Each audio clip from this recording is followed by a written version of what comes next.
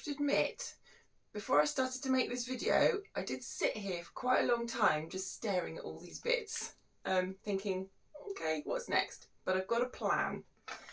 The first plan, I think, is to save as much of the things that are already stuck together as I can. So I've got to clean out all this white mould.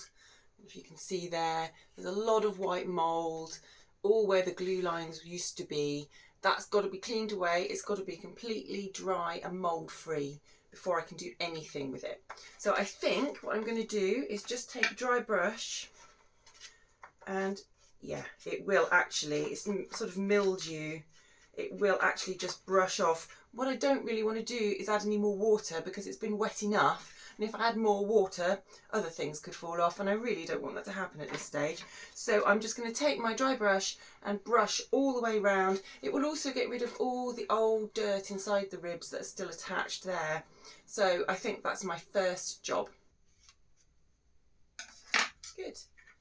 I think I've got all the white mould off. A lot of dust came out as well. I'm pretty pleased with how that's cleaned up, and that's all I'm going to do on the cleaning, I think.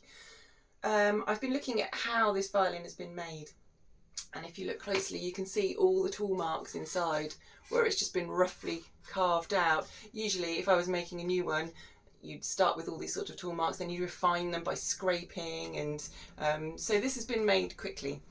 It's a German factory violin. By that I mean someone will have made the fronts all day, someone will have made the rib structure, someone else will have done the back and the neck, and then it will have been put all together.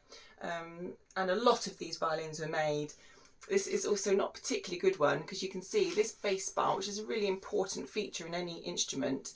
It gives a bit of spring to the plate and helps with the bass end of the instrument. It's just been roughly carved out of the front. Usually I would spend hours carving, fitting and placing the bass bar in the perfect place, but this has literally just been carved out and left there like that.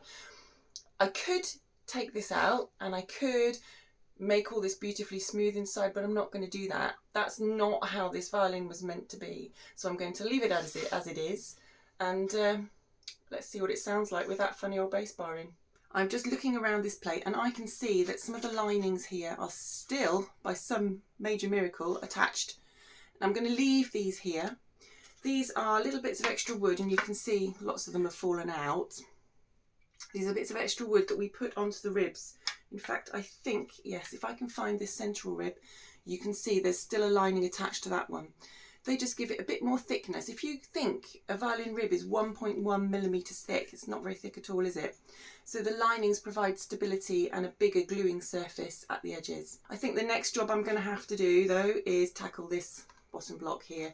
As you can see, that's split. That's no good to anybody. So the next thing is going to be to replace that bottom block.